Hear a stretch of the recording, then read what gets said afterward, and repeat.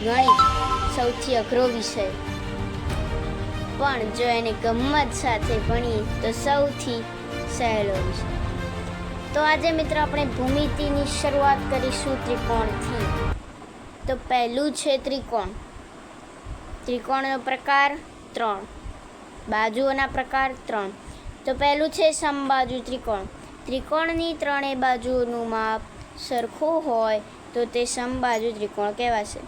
તેના ત્રણેય ખૂણા 60 અંશના હોય છે.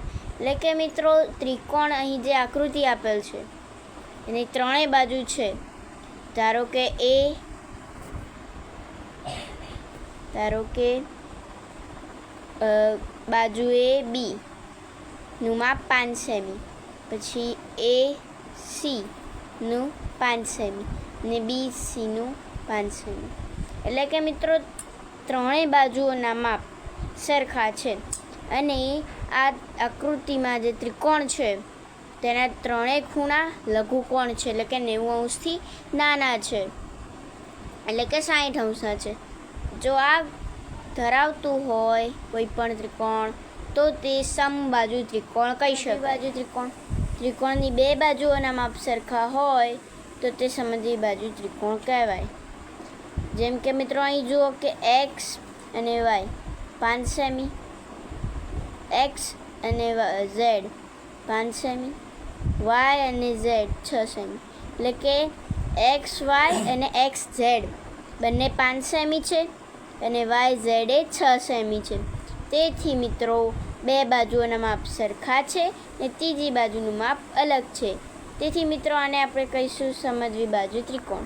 હવે જોઈએ મિત્રો આપણે વિષમબાજુ ત્રિકોણ. જે ત્રિકોણની એકે બાજુનું માપ સરખું ના હોય તે વિષમબાજુ ત્રિકોણ કહેવાય.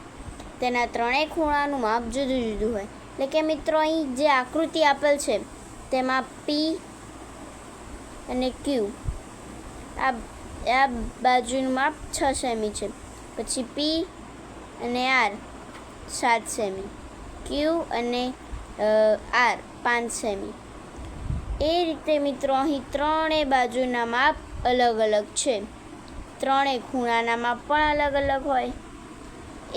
તે ગુણધર્મ ધરાવતા ત્રિકોણને વિષમબાજુ ત્રિકોણ કહેવાશે.